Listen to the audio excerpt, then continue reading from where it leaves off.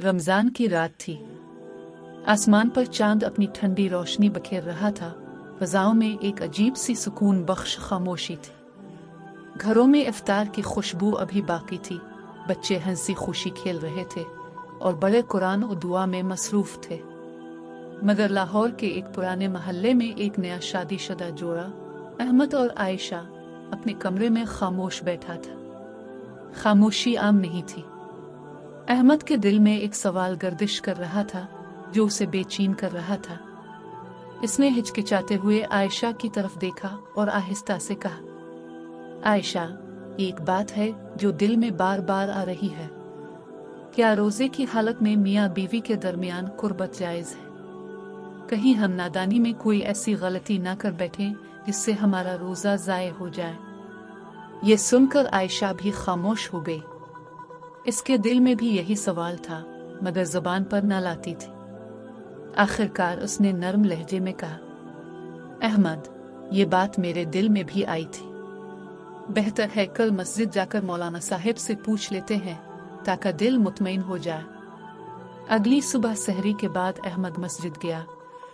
दिल धड़क रहा था कि पता नहीं सवाल करने पर लोग क्या सोचेंगे, लेकिन हिम्मत करके मौलाना साहिब के करीब गया और अर्ज किया, हजरत, ये सवाल थोड़ा सा शर्म वाला है, मगर दिल को सुकून चाहिए।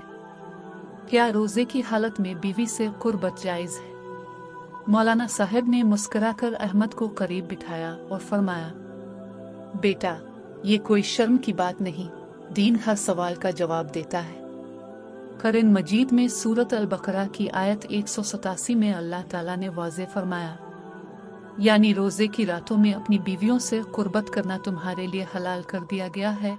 वो तुम्हारे लिए लिबास हैं और तुम उनके लिए।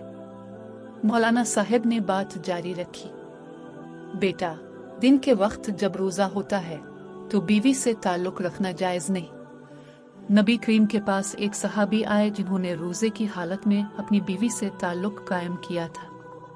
अपने उन्हें कफारा अदा करने का हुक्म दिया तो एक गुलाम आज़ाद करें।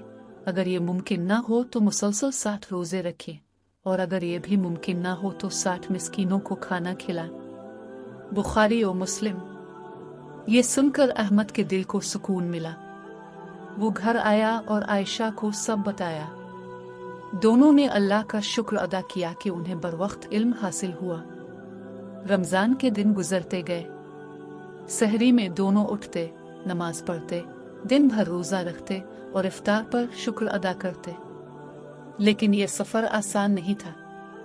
भूख और प्यास के साथ साथ नफस की ख्वाहिशात पर काबू पाना भी एक बड़ी आजमाइश थी। एक दिन सख्त गर्मी में अहमद काम से थका हारा वापस आया। चेहरे पर कमजोरी थी, जुबान खुश्क थी। आयशा ने इसकी हालत देखी तो दिल भर आया, लेकिन अहमद के दिल में एक और कशमकश पैदा हुई। वो सोचने लगा, क्या फर्क पड़ता है अगर अभी थोड़ा सा करीब हो जाऊं? आयशा ने फौरन उसकी आंखों में ये कैफियत पढ़ ली। नरमी से बोली, अहमद, रमजान ज़ब्त और सब्र का महीना है। याद करो, नबी करीम ने फरमाया, यानी रोज़ा ढाल है। बुखारी। ये हमें गुनाहों और ख्वाहिशात से बचाता है। हमें सब्र करना चाहिए। अहमद ने गहरा सांस लिया और अपने जज्बात पर काबू पाया। दोनों ने नमाज पढ़ी और कुरान की तिलावत की। इस रात जब अल्लाह ने इजाजत दी तो अहमद ने कहा, आयशा, अल्लाह ने कितना खूबसूरत निज़ाम बनाया है। दिन में ज़ब्त और सब्र, और रात को सुकून और मोहब्बत। यही तवाज़ुन ही तो हमें अल्लाह के करीब करता है। आयशा ने जवाब दिया, जी हाँ, कुरान में फरमाया गया है, अल-मामनून 5:6। मोमिन वो हैं जो अपनी शर्मगाहों की हिफाजत करते हैं, सिवाय अपनी बीवियों के। रमजान के आखिरी अशरे करीब आ गए। अहमद के एक दोस्त ने बताया कि इसके एक रिश्तेदार से रोजे में बड़ी गलती हो गई है और अब वो सख्त परेशान है। अहमद ने नरमी से कहा, भाई, मायूस ना हो, अल्लाह की रहमत बहुत वसी है। फौरन तौबा करो और कफारा अदा करो। अल्लाह ताला ने कुरान में फरमाया, बेशक अल्लाह बख्शने वाला मेहरबान है। यह सुनकर उसका दोस्त मुतमईन हुआ اور احمد کے دل میں بھی سکون آیا کہ وہ کسی کی مدد کر سکے۔ لیلۃ القدر کی راتیں آئیں۔ احمد اور عائشہ نے قرآن کی تلاوت، دعا اور آنسو میں وہ راتیں گزاریں۔ دونوں نے محسوس کیا کہ رمضان کا اصل مقصد صرف بھوک اور پیاس نہیں، بلکہ اپنی خواہشات پر قابو پانا اور اللہ کی رضا حاصل کرنا ہے۔ یہ کہانی ہمیں یہ سبق دیتی ہے کہ اسلام نے میاں بیوی کی محبت کو منع نہیں کیا، بلکہ ایک خوبصورت نظام دیا ہے، دن میں ضبط اور صبر، اور رات میں سکون اور محبت۔ اگر کوئی نادانی میں خطا کر بیٹھے تو اللہ کی رحمت کے دروازے ہمیشہ کھلے ہیں۔ روزہ ہمیں ضبط، صبر اور اللہ کی قربت سکھاتا ہے۔ یہی رمضان کی اصل روح ہے۔